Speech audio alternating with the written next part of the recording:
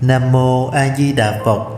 Giữa cuộc đời bận rộn, giữa những ngày mưu sinh hối hả, có lẽ ai trong chúng ta cũng từng khát khao một khoảnh khắc lặng yên để lắng nghe chính mình, để tìm lại một chút bình yên giữa những dòng đời chao đảo. Có lẽ không ít người tự hỏi: tôi không có thời gian lên chùa, không có bạn đồng tu, chỉ lặng lẽ niệm Phật một mình nơi góc nhà, như thế có đủ không? Có được Phật thương, được vãng sanh không? Bạn ơi, tôi biết bạn đã từng ngồi đó một mình sau một ngày dài mệt mỏi, con cái học hành, cơm áo gạo tiền, nợ nần chồng chất. Bạn quay về góc nhỏ của mình, chắp tay niệm Phật. Có khi bạn bật khóc, có khi bạn lạc giọng vì nghẹn ngào, có khi bạn tự hỏi: một mình lặng lẽ niệm Phật, có ai nghe không? Có ai thương không? Có Phật nào để ý không? Nghe tôi nói này bạn, có Phật nghe, có Phật thương, có Phật chở che. Ai niệm Phật giữa canh khuya, Phật về lắng nghe từng tia lòng người. Ai gieo hạt giữa đơn côi, sen vàng chớm nở cuối đời mộng mơ. Đừng nghĩ rằng mình yếu đuối, đừng nghĩ rằng niệm Phật một mình là nhỏ bé, là vô dụng. Chính lúc bạn khóc mà vẫn niệm, chính lúc bạn mệt mà vẫn gắng sức niệm, chính lúc bạn bế tắc mà vẫn hướng tâm niệm, đó mới là lúc bạn tu hành chân thật nhất. Bạn biết không, niệm Phật khi vui ai cũng làm được, niệm Phật khi khổ mới là bậc anh hùng. Niệm Phật khi một mình, giữa đêm tối, giữa cõi lòng cô đơn, ấy mới là viên ngọc sáng giữa bùn nhơ thế tục. Đêm đen một ánh sen hồng, một câu Phật hiệu nghìn trùng hóa không. Gian nan ai nói là không, chí tâm niệm Phật trời long đất dời. Hãy nhớ nhé, người tại gia yêu dấu, mỗi giọt nước mắt rơi trên câu niệm Phật, Phật đều ghi nhận. Mỗi lần bạn gắng gượng, Phật đều mỉm cười. Mỗi tiếng niệm Phật chân thật, dẫu yếu ớt, vẫn sáng rực trên cõi Phật, không bao giờ mất đi. Khi bạn nhắm mắt lại, câu Phật hiệu ấy sẽ là ngọn đèn dẫn lối. Khi bạn lạc lối, câu Phật hiệu ấy sẽ là bàn tay kéo bạn về. Khi bạn hấp hối, câu Phật hiệu ấy sẽ là nhịp cầu bắt thẳng sang Tây phương cực lạc. Một mình không nghĩa là cô đơn, một câu Phật hiệu muôn phần vững tâm. Sen vàng đâu giữa trầm luân, ngay trong khổ hạnh Phật gần bên ta. Bạn có thể không giàu, bạn có thể không danh vọng, bạn có thể không ai nhớ mặt, chẳng ai gọi tên, nhưng nếu bạn kiên nhẫn niệm Phật, bạn đã trở thành một bậc anh hùng âm thầm giữa cuộc đời. Có thể người đời chẳng hiểu bạn, có thể gia đình cười chê bạn, có thể xã hội bảo bạn mơ mộng hão huyền, nhưng Phật hiểu, Phật nghe, Phật đón nhận. Rồi một ngày kia, khi hơi thở cuối cùng buông xuống, khi thân thể này đã rời, khi bạn nhìn thấy ánh sáng Phật hiện ra, bạn sẽ biết rằng mọi cố gắng một đời niệm Phật không hề uổng phí. Bạn thân mến, người tại gia không thể suốt ngày tụng kinh, không thể cả đời ở chùa, nhưng vẫn có thể mang Phật vào lòng, vẫn có thể biến tiếng niệm Phật A Di Đà Phật thành nhịp thở từng ngày. Không cần chuông mõ rền vang, không cần pháp hội đông người, chỉ cần bạn một mình, một góc nhỏ, một trái tim hướng Phật. Một mình tôi giữa phố đông, tâm tôi niệm Phật mênh mông cõi lòng. Sen hồng nở giữa bụi hồng, giữa đời tạp loạn vẫn mong Phật gần. Hãy nhớ rằng niệm Phật không cần cảnh lớn, chỉ cần tâm lớn. Một mình lặng lẽ niệm Phật cũng như giọt mưa nhỏ, nhưng lâu ngày sẽ thành suối, thành sông, thành biển công đức.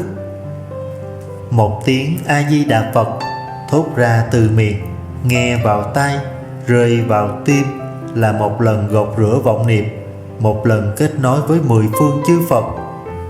Bạn ơi, đừng bao giờ nghĩ mình lẻ loi, bởi trong khoảnh khắc bạn chắp tay, Phật đã có mặt. Trong khoảnh khắc bạn xưng danh, mười phương chư Bồ Tát đã hộ trì. Có nhiều người hỏi rằng niệm Phật sao cho đúng, sao cho có lực, sao cho không mệt. Tôi xin chia sẻ 3 chìa khóa sau đây. Ngồi thẳng, thở đều, miệng sưng, tai nghe, tâm nhớ. Chỉ vậy thôi, không cần ép mình thành trạng thái gì, cứ để thân yên, để tâm quy về câu Phật hiệu. Thứ hai, niệm lớn khi tâm lười, niệm nhỏ khi tâm mệt, niệm thầm khi lòng yên. Một trạng thái là một cách dụng công, đừng ép tâm mình, nhưng cũng đừng buông lung. Thứ ba, lấy câu A Di Đà Phật thay cho vọng tưởng.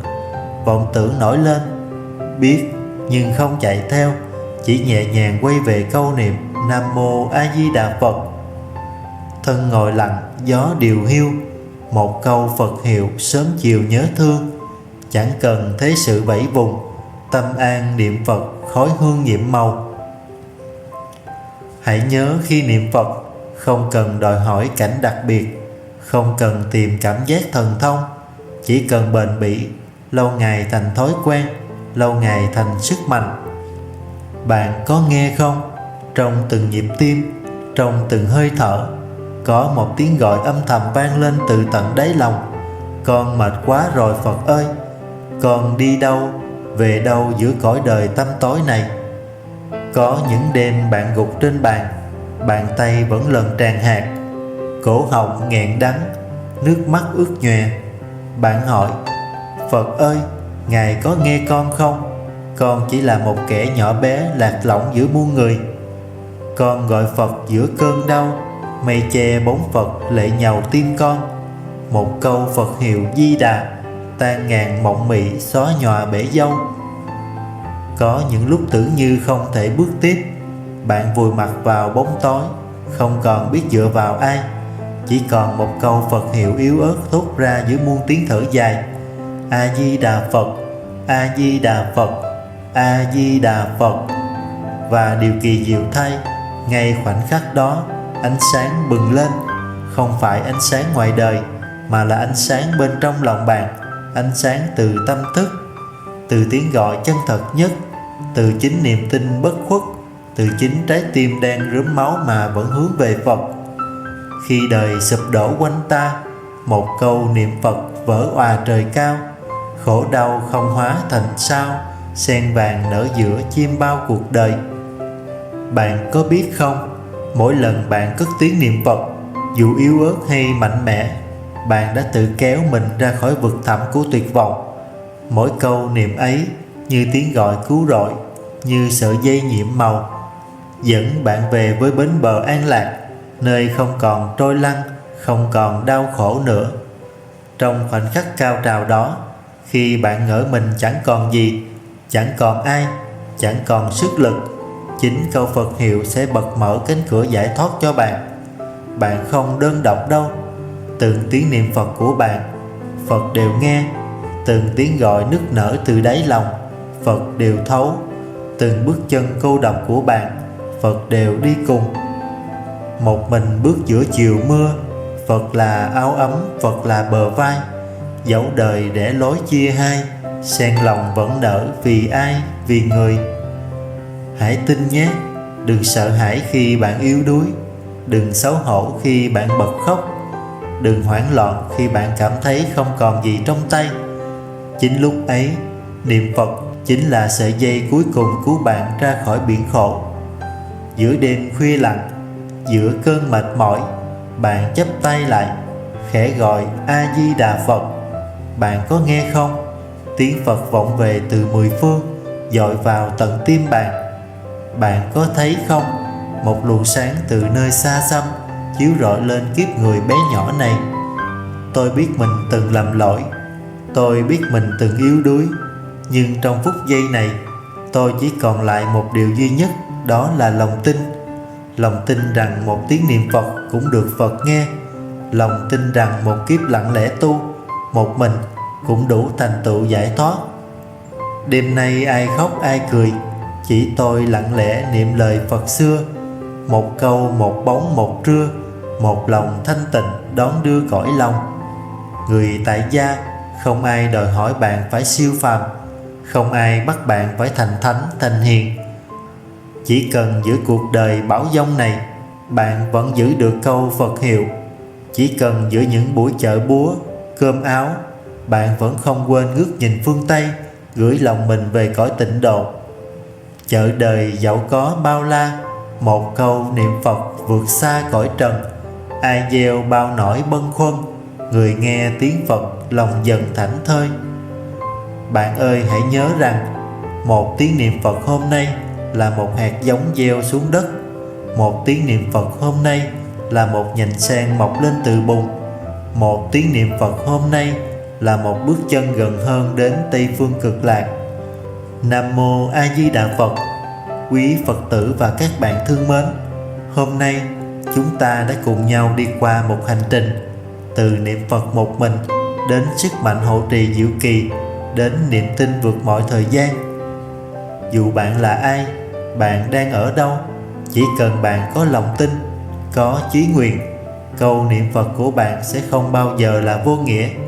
Xin hãy kiên nhẫn, hãy bền bỉ, hãy niệm Phật từng tiếng Phật hiệu như niệm chính hơi thở của chính mình. Một ngày nào đó, khi nghiệp lực buông tay, khi san vàng nở rộ, khi Phật A Di Đà hiện ra đón tiếp, bạn sẽ mỉm cười, biết rằng tôi đã không uổng một đời này. Tôi xin gửi lòng biết ơn chân thành đến quý vị đã lắng nghe đến cuối buổi chia sẻ hôm nay. Cảm ơn quý vị đã để những câu chữ này chạm vào lòng bạn. Cảm ơn vì đã kiên nhẫn cùng tôi giữ lửa của niềm tin, của câu niệm Phật giữa cuộc đời nhiều sóng gió này.